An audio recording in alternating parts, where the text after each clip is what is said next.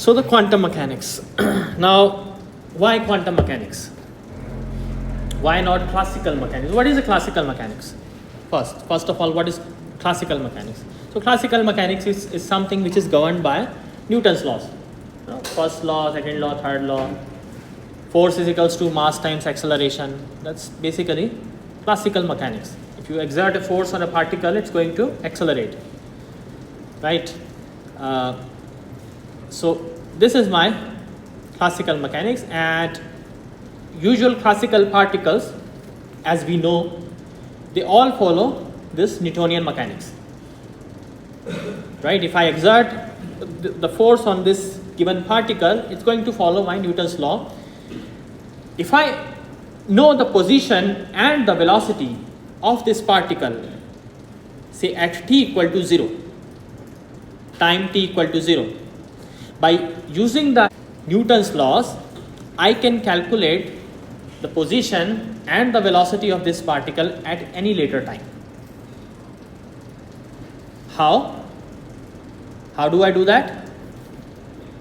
Force is equals to mass times acceleration, right? Acceleration is equals to some dv by dt. Okay, you know, say probably the nature of force, say force is some constant, so you can, you know, integrate with respect to time, you get the velocity at any time t. Simple, right? So m dv by dt, say we take the 1d, right? Say this is a constant force, and so dv will become equal to f dt.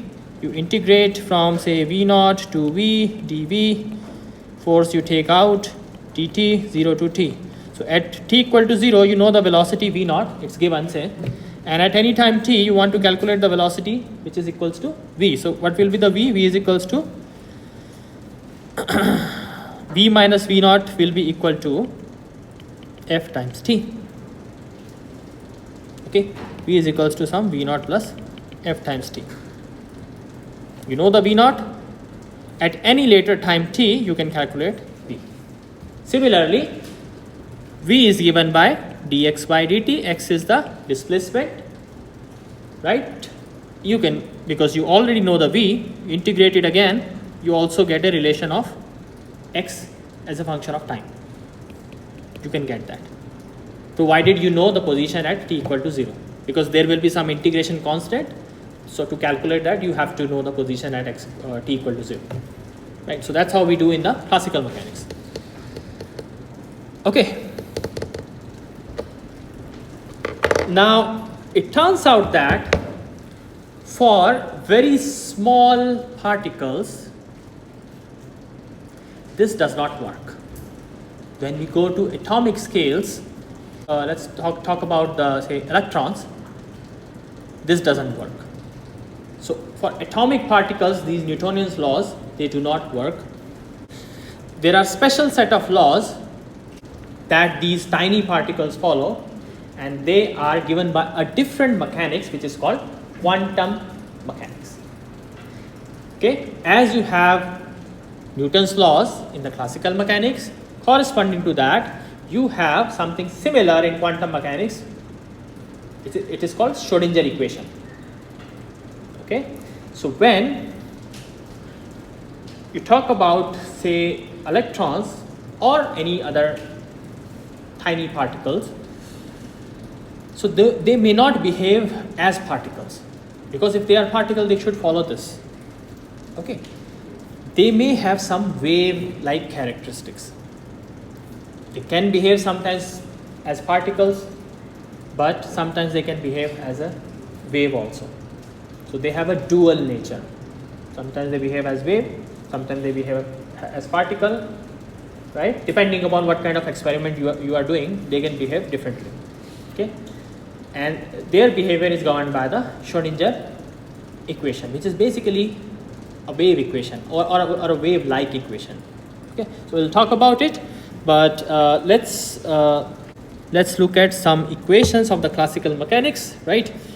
So the motion of the particle, as we know, it is determined by position or the velocity. Velocity is also basically momentum. Mass times velocity is momentum. So position and the momentum determine the status of the particle.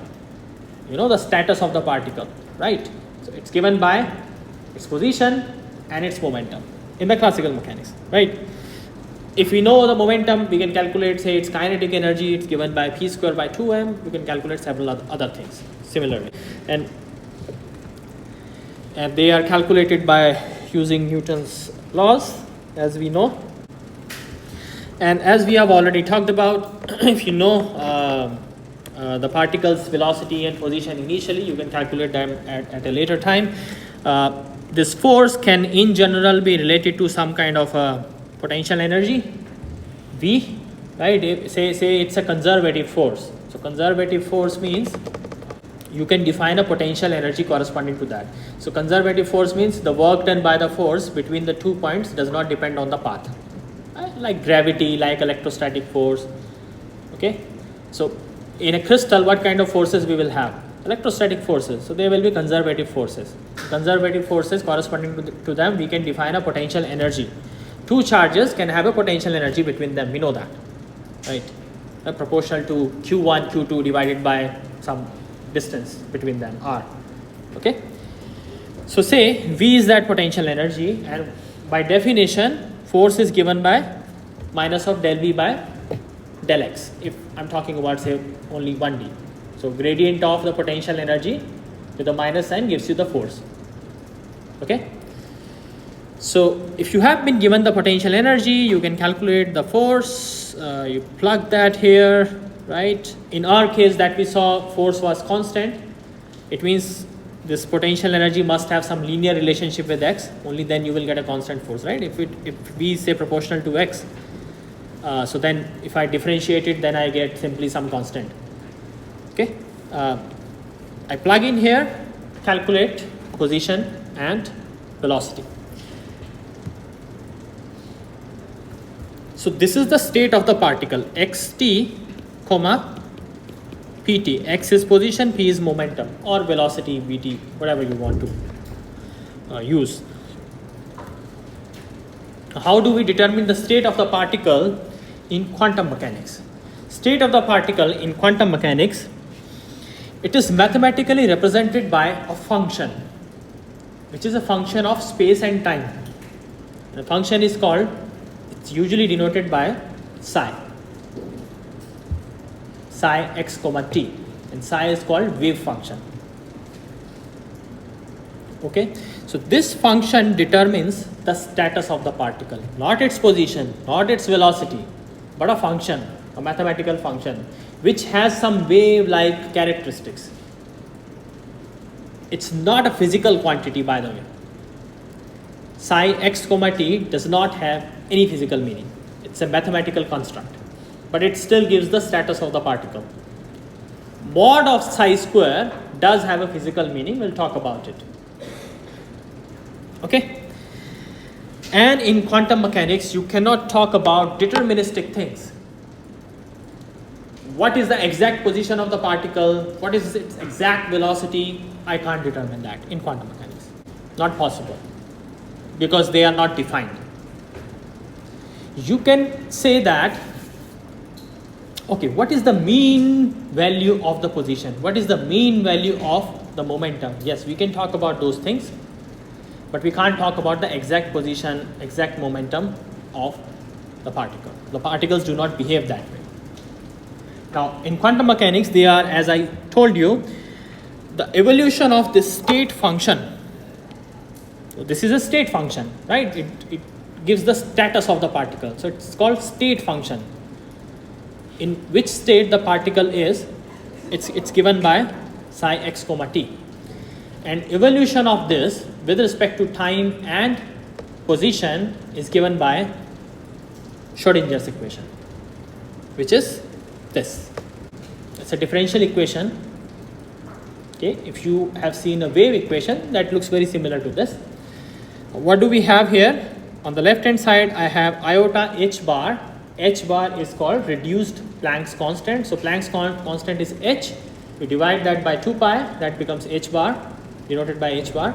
So iota h bar, iota is your complex number. Del psi by del t. So left hand side is the variation of psi with respect to time. On the right hand side, on the other hand, I have minus h bar square by 2m. M is the mass of the particle. del 2 psi by del x square, double derivative with respect to position, plus v times psi. What is v? V is the potential energy in which the particle is moving. Right? It could be some function of x. For example, if you have a charge, in its surrounding, it's going to create some kind of a potential. And if another charged particle is moving in that potential, so between these two particles, there will be some potential energy, right? So if you have Q1 and then there is this charge Q2, there will be some potential energy between them. Say this is the fixed, this is the source charge, and this moves. So the potential energy of the Q2 will be what? It's given by some V equal to some constant, say K, Q1, Q2 by the distance between them. Say this is fixed and only this moves, so this becomes the position of the particle. Right, so it's a function of the space. What is space here? This R, position basically. Okay, so V is going to be some function of, because it's a 1D, it's going to be some function of x. It can be a constant also, but in general it's a function of x. What's the value of h bar? H, as you know, it's given by 6.626 minus 34. So that gives you this thing. And how does it act as a state equation? So this is my state function and its evolution is given by this equation. What do I mean by the evolution of that? If I know psi x comma t at t equal to 0, which means it is basically psi x 0, t equal to 0. If I know this, with the help of this equation, I can calculate psi x comma t at any other time. So it's similar, you can make a correspondence with the classical mechanics. Classical mechanics, I used to know the position and the velocity at time t equal to 0, and with the help of Newton's laws, I was able to calculate the position and the velocity at any other time t. But in quantum mechanics, which is the quantity that represents the status of the particle? That is psi. If I know the psi at t equal to 0, I can get the psi at any later time, but with the help of not Newton's law, with the help of Schrödinger equation. Got it? Basically, it's a new law. Now, psi, as I said, it does not have any meaning. It's just a mathematical construct. It's how the world behaves. You know, that's how the tiny particles behave. But psi square, mod psi square, it does have a meaning. So psi x comma t, in general, it can be a complex number. It does not necessarily have to be a real number. It can be any complex number as well. Real or complex, can be both. Okay, so mod of psi square, when you take mod of a complex number, you know what to do, right? It's talking about its magnitude. Take mod of psi square, that has a physical meaning. What does that give you? Let's see. So statistical interpretation of psi. As I told you, you cannot talk about the exact position, exact velocity, exact momentum, exact kinetic energy of the particle. We can't do that in the quantum mechanics. But we can talk about a statistical picture. We can talk about probabilities. What's the probability that this particle at this given position, this time, has a momentum p? We can talk about that. We can talk about, okay, at time t, what's the probability that the particle will remain between the positions x1 and x2? We can talk about that. Yes, that's possible. And that's exactly what mod psi square does. So mod psi square gives you the probability density. Mod psi square represents the probability density. It means mod psi square times dx will give me the probability of finding the particle between x and x plus dx. Particle in quantum mechanics, say there is a particle. It can be anywhere. So this is say x. It can be at any x. We don't know it is where it is. But we can talk about the probability of finding the particle between position x and x plus dx. So this is dx, and say mod psi square has some value here, because dx is very small, so mod psi square will be the same at all of these points. Then mod psi square times dx will give me the probability of finding the particle between x and x plus dx.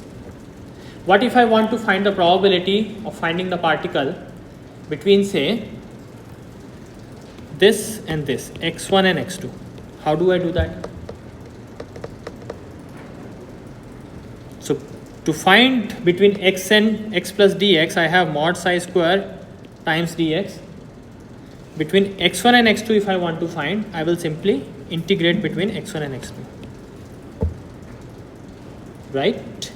So you will add all of those small probabilities. The particle has small probability between x and x plus dx. If you add between x1 and x2, all of these small probabilities, you get the total probability of finding the particle between x1 and x2. Okay? So this is like a probability density, not the probability itself. It's some kind of a density, probability density. You multiply that with the dimension, that thing becomes a probability. Okay? Some of you might be familiar with this. If you have taken a statistics course and have seen the probabilities, probability density function. This is basically probability density function, mod psi square. You might have seen, if you have taken a course, Gaussian probability density function or some other kind of probability density function. So basically, it's the same thing.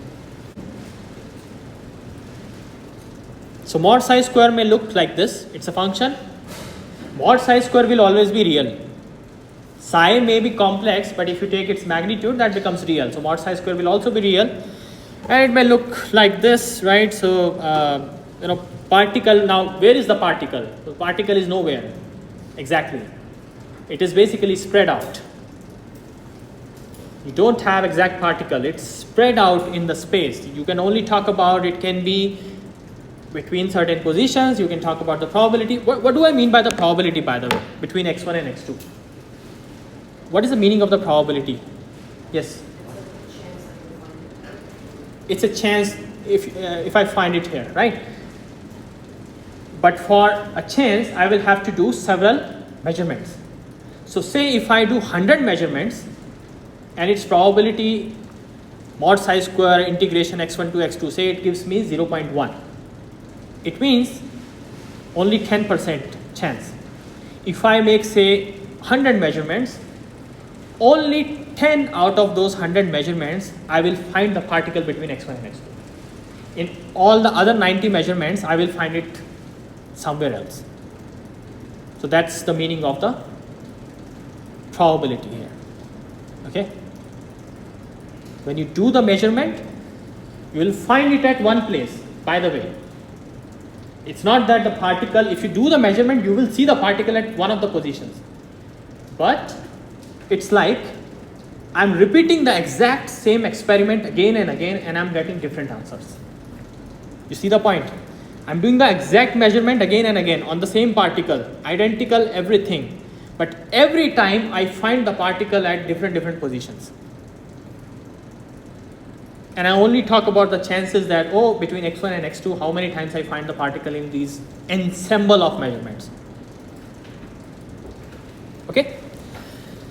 So that's the statistics of quantum mechanics. Now, this psi has some restrictions. It's not that psi can be any arbitrary function.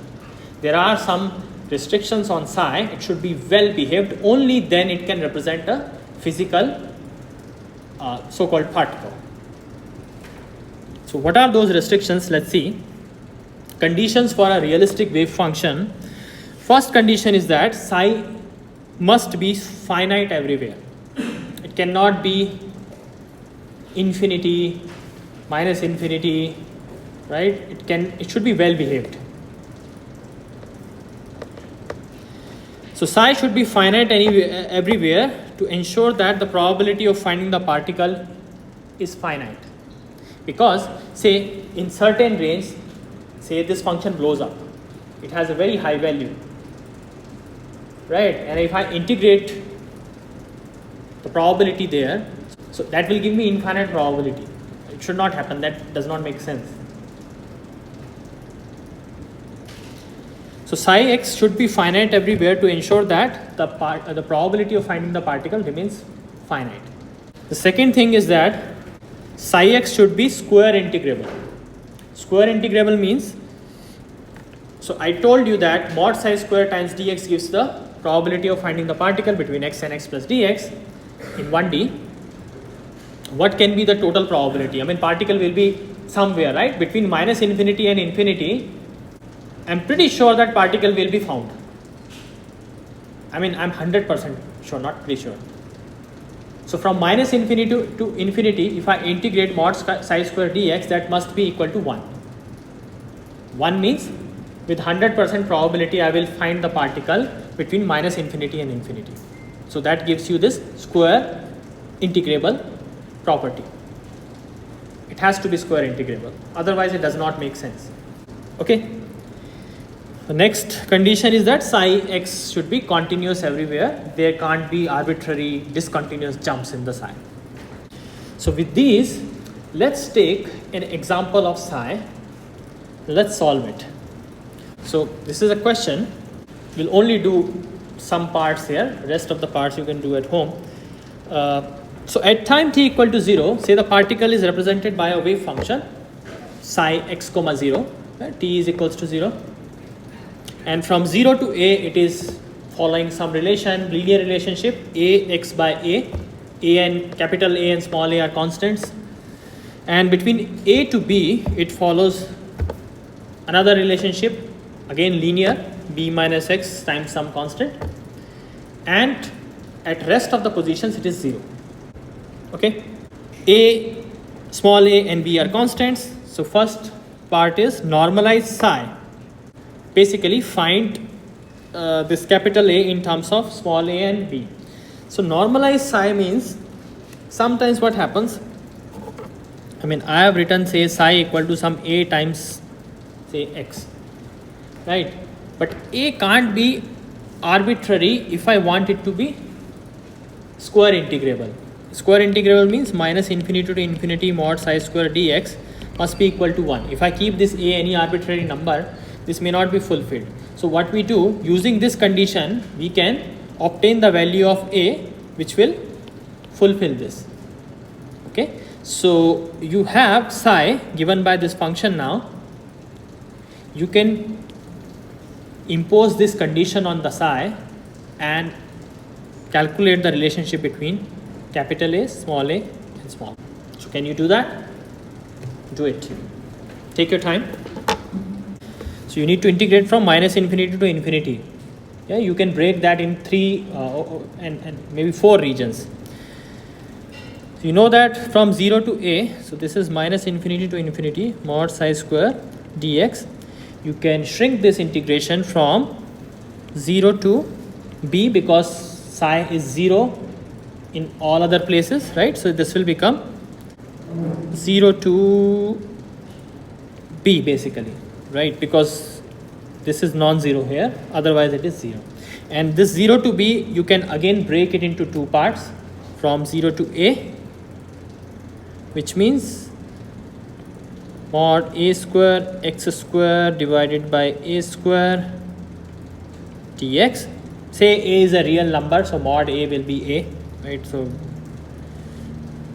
plus from a to b, so a square by b minus a square times b minus x square dx, and this must be equal to 1. Integration, it's very easy. X square gives you x cubed by 3, b minus x square gives you minus of b minus x cubed by 3. You put the integration limits, you will be able to calculate the relationship between a, small a and b.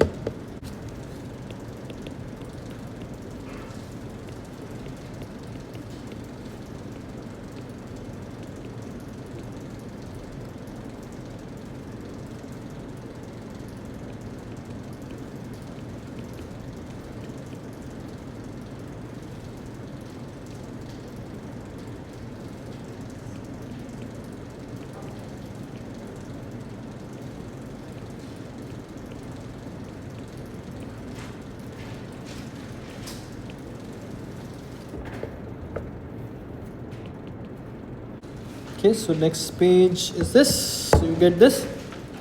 A you get equal to under root of 3 by b. Simple integration, not difficult. The second part is you need to plot this psi. Can we do that? Because psi is real, so we can plot it as a function of x. How will it look like? So you have this function, you need to plot it.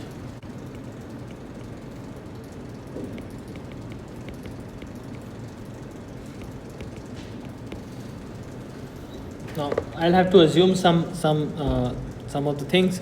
I'm assuming that, say, this a is positive, which is, it can be plus minus here, but I'm assuming this is positive, this is positive. B is also positive and b is greater than a. Let's assume that. Under those conditions I can plot it. So so this is from 0 to a, when x lies between 0 to a, and this is from a to b. How will it look like? Plot it psi. From minus infinity to 0, it is 0. I don't have any psi. Between 0 and a, I have this function. Now, what is this function? It's a linear function, proportional to x. So how does a line look like proportional to x? It's a positive slope, straight line, passing through origin. This.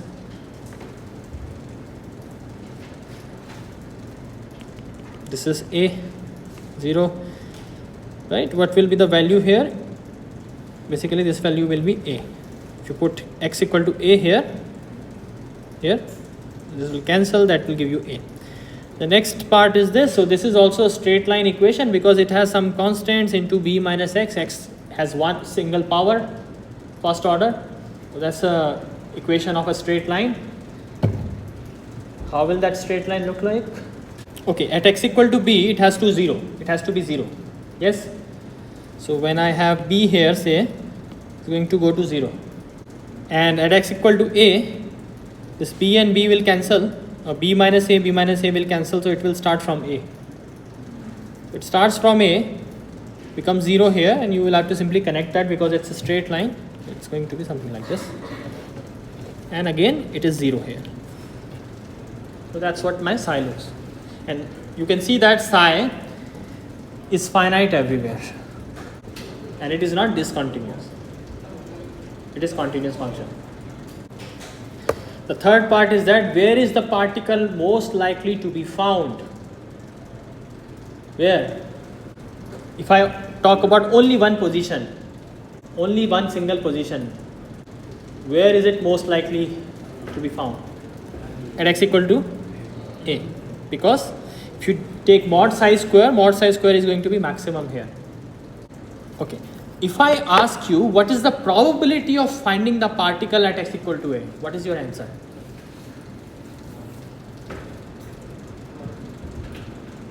No. I mean, it has the it's like spread out, right? It has also non-zero probability density of being found at other places. What's the probability of finding the particle at exactly x equal to a? Exactly at x equal to a. Can anyone answer? I'm not talking about a range. I'm not asking between x1 to x2. I'm asking exactly at x equal to a. What's the probability? What? No. Mod psi square is a square there, of course. But is mod psi square the probability? It's not probability, it's probability density. What's the probability? Probability is always found between 2 points. You can't have a probability at only exactly at 1 point. It's going to be 0 here. If you say the probability of finding the particle exactly at x equal to a, 0. There is no dx. Dx is actually 0 here. Actually, the particle is spread out. It's a continuous function. Okay. So it has probability of being found at every point. Mod psi square is non-zero at infinite number of points. So at 1 point, what would be the probability? 0, even though the probability density is maximum. Yes, if you say probability of finding the particle between, say, 2 points x1 and x2 that will be a finite number. You can calculate that, in fact. Okay. Now, next question is exactly that. What is the probability of finding the particle to the left of A? What's the probability that I find the particle in this region from minus infinity to A? How do I calculate it?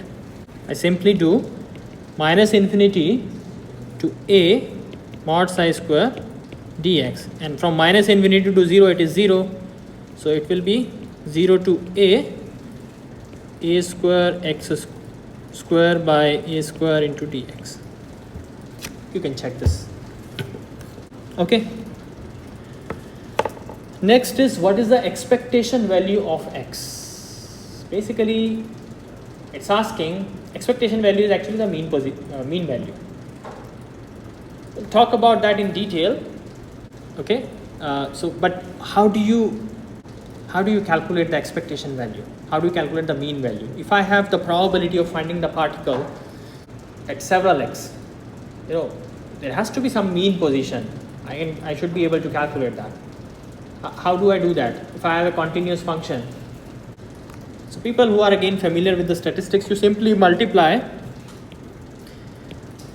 the quantity of which you want to calculate the expectation value, say x in this case, to the probability density mod psi square times dx from minus infinity to infinity. That gives you the expectation value. Let me denote it like this.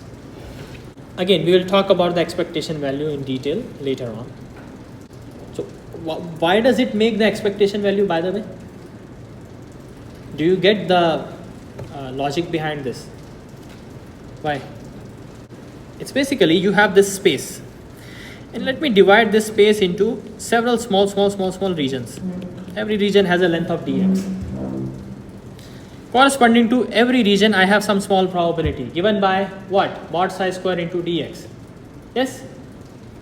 So if I say this region, this has a probability mod psi square into dx, whatever will be the value of the mod psi square here times the dx. Now I want to calculate the mean value of the position. The probability of position here is this, right? So probability is like a weight factor. How do you calculate the mean position? You take the, say if you have x1, x2, x3, x4, many samples, you simply take x1 plus x2 plus x3 plus x4 divided by number of samples. But sometimes what happens, all the number of samples may not have equal weight. Say x1 has more weight compared to, say, other position. It could be that. It is more probable. So then what you will do? W1 x1 plus W2 x2 plus W3 x3. So W1, W2, W3, they are weights. Right? You multiply the weight with the quantity plus weight, the quantity, you do that. Okay, weights, or you can also say the probabilities. Say x1 has the probability p1. So p1 into x1 plus p2 into x2 plus p3 into x3. All of these p1, p2, p3 are the probabilities. That's how you calculate the mean value. In this integration, you are doing the exact same thing. You multiply the x with probability. What's the probability? Mod psi square dx. And what do? Because it's a continuous quantity, you don't do summation, you do integration. Okay, so basically you are adding this similar thing. So let's talk about some wave functions that will be useful to us. I'll start with some unrealistic wave functions, but still important. What do you expect will be the wave function of a particle with definite position? In quantum mechanics, there can't be a definite position, but assume that there is, or the particle is allowed to move, but only within a very small region of space. What do you expect its wave function is going to look like? Wave function of a particle which is located at x equal to x naught, say. So its probability of being found at any other position must be 0. And at x equal to x naught, the probability has to be very high. Probability density function has to be very high. mathematically, how do you represent such a function? A function which is 0 everywhere, but only peaks at one point. Impulse. Dirac delta function. So, as I said, let's assume that particle is at a precise position x equal to x naught. Okay, and probability density will be infinite because it is at x equal to x naught. So dp by dx. Now dp is the probability, dx is the difference in the position, right? Probability density means dp by dx. Yeah, mod psi square into dx is equals to small probability. dp is the probability. Now dp is, because the particle is at x equal to x naught, so dp is equals to 1. But dx is 0. It is located at x equal to x naught, so there can't be change in the position. So it's going to shoot up. So that function is Dirac delta function. It's represented mathematically by psi of this some constant times delta of x minus x naught. Right, delta of x, how does it look like? It is this basically. At x equal to 0, you have a peak. And what's the amplitude of this peak? Infinity. Okay, at all the other position, the function is 0. Delta of x minus x naught means it peaks not at 0 but at x equal to x naught. So it will be shifted at x equal to x naught. You shift the origin at x equal to x naught, and this will be peak here. Okay, but this is unrealistic. Okay, because it does not fulfill those conditions. It means the particle can't be at x equal to x naught. We can talk about these functions. As we can assume that the particle is at a position, but in reality it will never happen, right? Because it's, first of all, it's discontinuous function. It has a probability mod square is infinity at one point, right? So it's not fulfilling the conditions of a well-behaved function. And what about this? Mod psi square dx. This number is not going to be finite. Okay, this is finite. Minus infinity to infinity, delta of x minus x naught. What does it give you? It will give you 1. I mean, it's the property of a delta function. Property of a delta function means delta of dx, this minus infinity to infinity, is equals to 1. Right? Basically, this is area. So integration represents the area under the curve. And this thing is like this peak which goes to infinity. So this area is actually 1. It's a mathematical function. Okay, its property is like this. And if you locate this peak at some other position, then also the area will be the same. It's just that it is now shifted at x equal to x naught. So minus infinity to infinity, delta of x minus x naught, that will also give you equal to 1.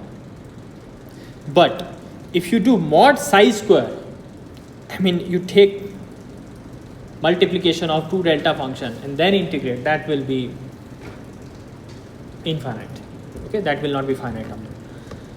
So this is not square integrable. It's not fulfilling several conditions, so it's not a valid wave function, although we can talk about it, right? But not a valid wave function. Okay, so wave function of a particle with definite position. Now there is something in quantum mechanics called wave particle duality. So I'm in this picture, I'm assuming that the particle is behaving like a particle. It's fixed at one position, right? Although it's not possible because we saw the wave function we are creating for it, it is violating several things. Okay, but in quantum mechanics, the particle can have a dual nature. Where this idea came from? So de Broglie thought about it. So he thought about photons. I mean the light. So light behaves sometimes as photons, sometimes as waves, depending upon, again, the experiment, right? So it can behave as a photon. Photon is basically, the particle nature of light, and light can also behave as wave. So several of the properties like interference, diffraction, these cannot be understood with the particle nature. You will have to bring in the wave nature to understand these phenomena, interference, diffraction. So they are all wave related things. But on the other hand, light can also behave like a particle. For example, whenever the light is, say, interacting with the matter, it can impart some momentum on that. It can impart some energy on that. For example, photoelectric effect. So if you recall the photoelectric effect, you might have come across that in your previous classes. So you have a metal and you shine light on that metal, right, and it emits some electrons. Okay, so in this experiment, the light is interacting with the matter, right, and you can only explain this photoelectric effect with the help of the particle nature of the light. You can't explain that with the wave nature. Okay, if you want to explain the wave, the photoelectric effect with the wave nature, it's going to take a huge amount of time for the electron to emit, because the wave has a continuous form of energy. It can't impart the energy in one go instantly. So in photoelectric effect, what happens? As soon as you shine the light, almost instantly the electrons is going to emit. That is not possible if the light is considered a wave, because wave is going to give it as a continuous form of energy. Slowly it's going to build up the amount of energy needed to escape, right, and then it's going to escape, but that will take time, and that does not happen. It happens almost instantly. So it's like a packet of energy you bombard. Okay, so light has a dual nature. So then he thought, light has a dual nature and nature is symmetric. Matter should also have a dual nature. Any particle which we think as a particle, it may also have a dual nature, right? So by dual nature, sometimes it behaves like a particle, sometimes it behaves like a wave. Okay, he gave a relationship between the particle property of that entity and the wave property of that entity. What's the particle property? How do you define a particle? What do the particles carry? Particles carry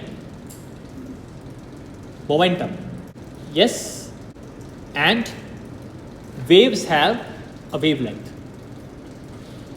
Okay, so he related the particle part to the wave part, and he gave this relation.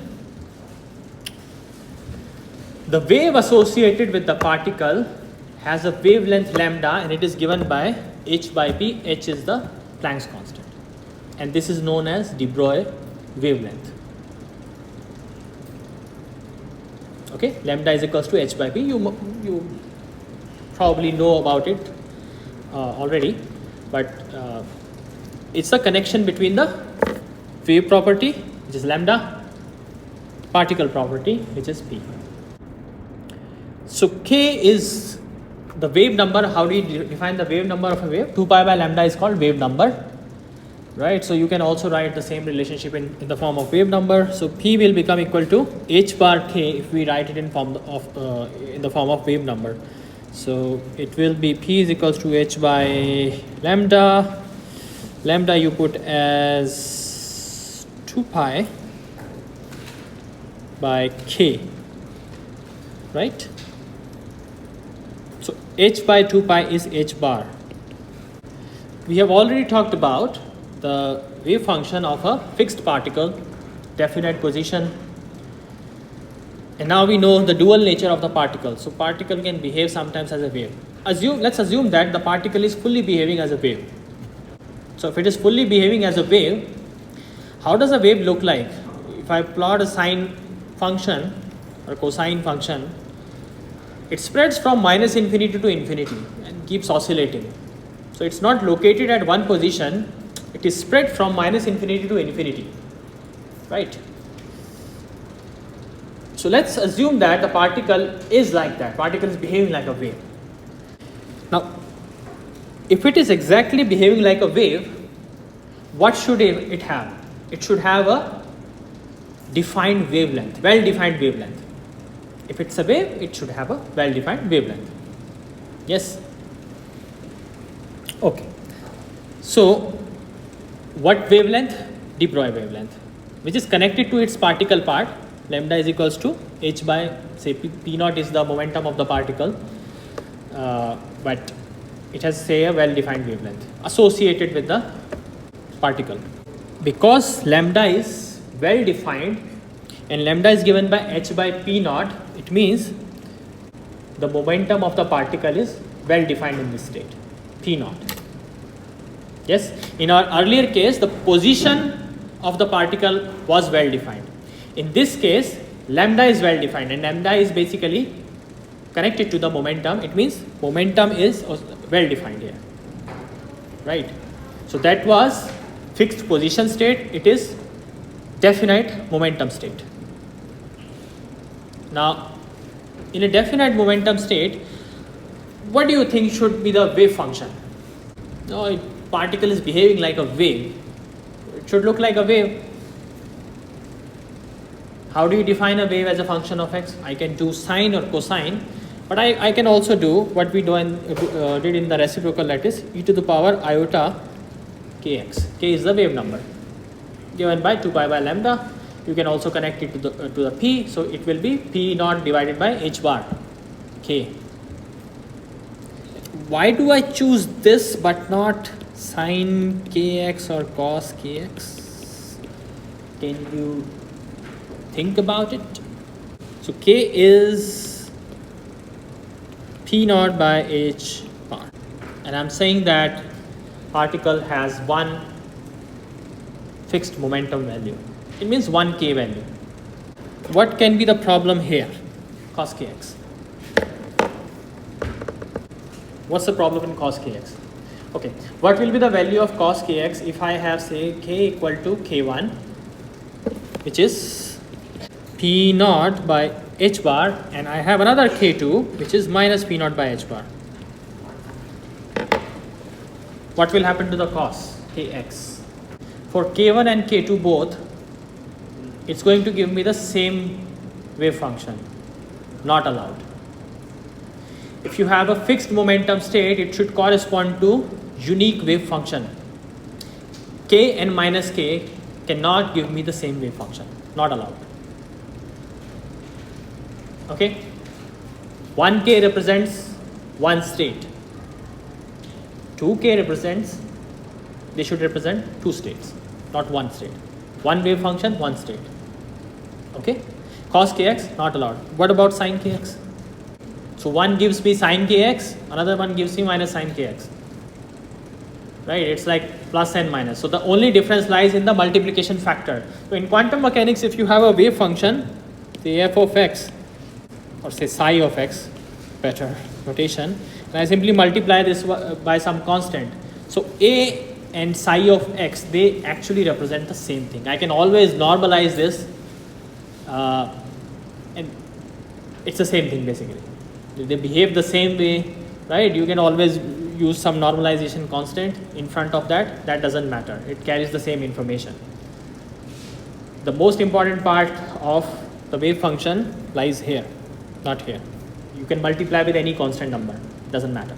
It does not represent a different wave function. I mean, yes, it does mathematically, but quantum mechanically it will not give you anything different. It's just the same thing. So sine kx is going to do that. Not allowed. What about e to the power iota kx? I mean, that's also like a complex wave, which has a period of 2 pi, which has a period of lambda. K is equals to 2 pi by lambda, or you can say p naught by h bar, whatever. So this is also a wave.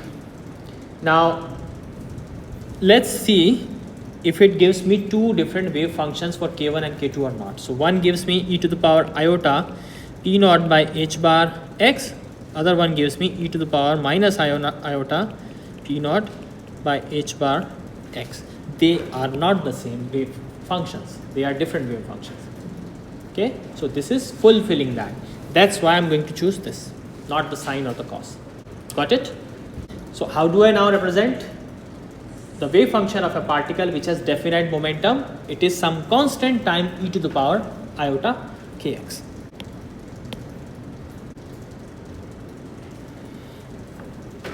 Okay, you can multiply with some number a e to the power iota kx.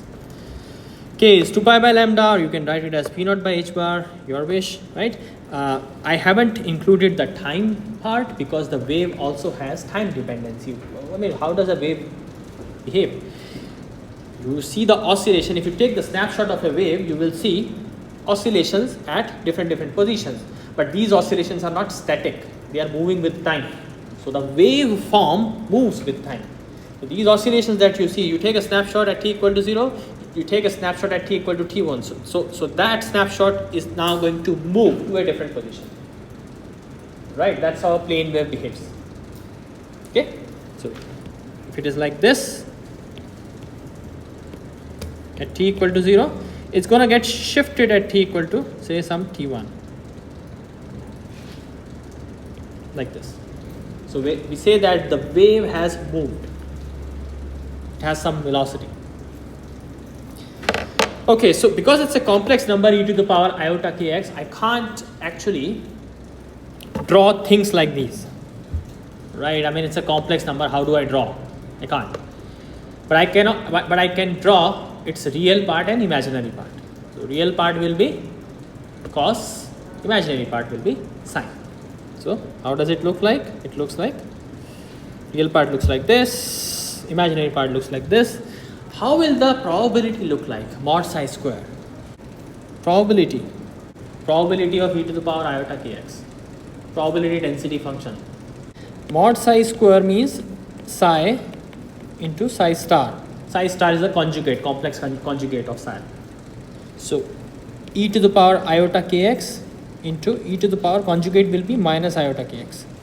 That gives you 1. Okay.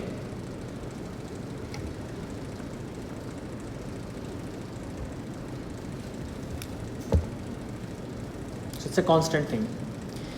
So constant means mod psi square. You know, the probability density is constant everywhere. What does it mean? If I have a particle located at a certain position, the probability peaks there. But in this case, the probability is same everywhere. It means the particle is equiprobable to be found anywhere. You can find the particle anywhere, equal probability, from minus infinity to infinity. What's the meaning of this? The particle is spread out. It's actually behaving like a perfect wave. It does not have any finite position. So it's like other extreme case. One fixed position, in other case you have definite momentum, it's totally spread out. No position at all. Okay, so this is another extreme case.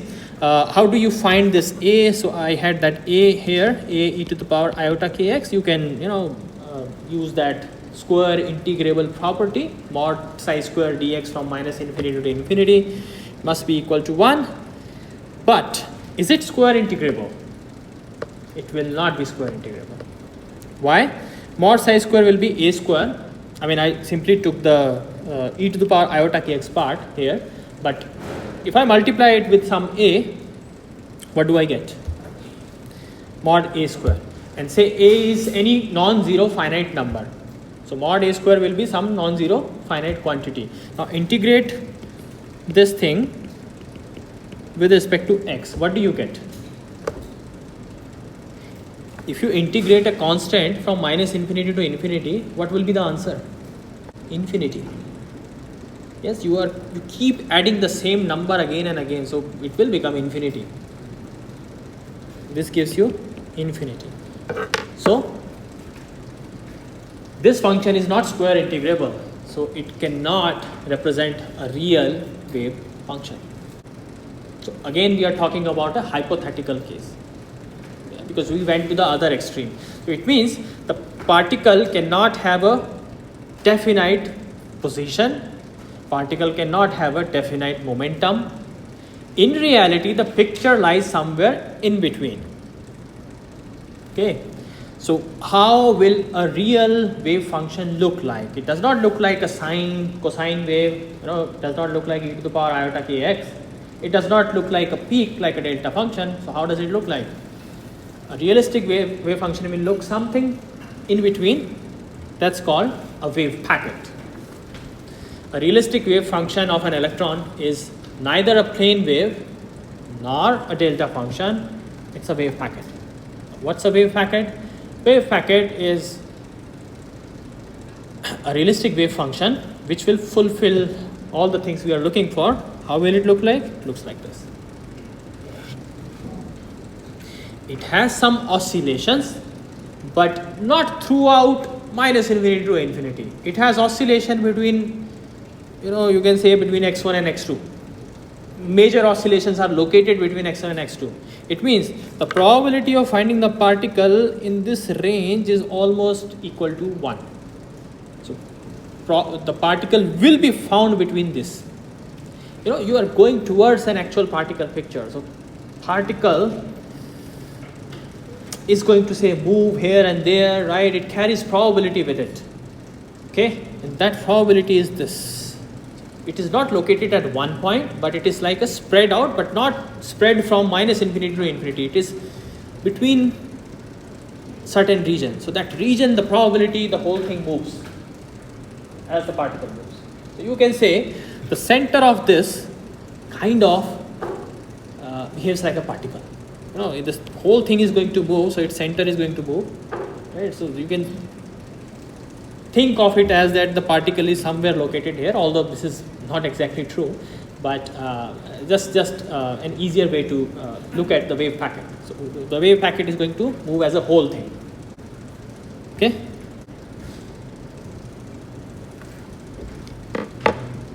So as you see in the animation, it will move like this.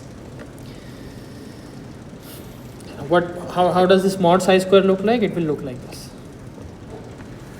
By the way, this is only the real part of psi. Okay, you can't because it's a complex number. You can't plot the actual psi. It's a complex number but you can plot the real and imaginary part. Now, what is it made up of? Does it have a finite position? No, it is spread between x1 and x2. Does it have a finite wavelength? Not actually. Finite wavelength should look like perfect sine or cosine. It's not that. Actually, this function is made up of several different wavelengths. So it has like several components. It is not just one wavelength. There are several plane waves which have superimposed to create it. If you have several waves of different wave numbers or different say lambda, if you combine them all, they will look something like this. Okay, some of the wavelengths will have more strength than the others. Some of the wavelengths will be more important than the others, as we saw in the reciprocal lattice case, right? It's basically you have expressed that fx, here we have psi x as a summation of some constant into e to the power iota kx. Exactly that. We'll see, we'll come to this.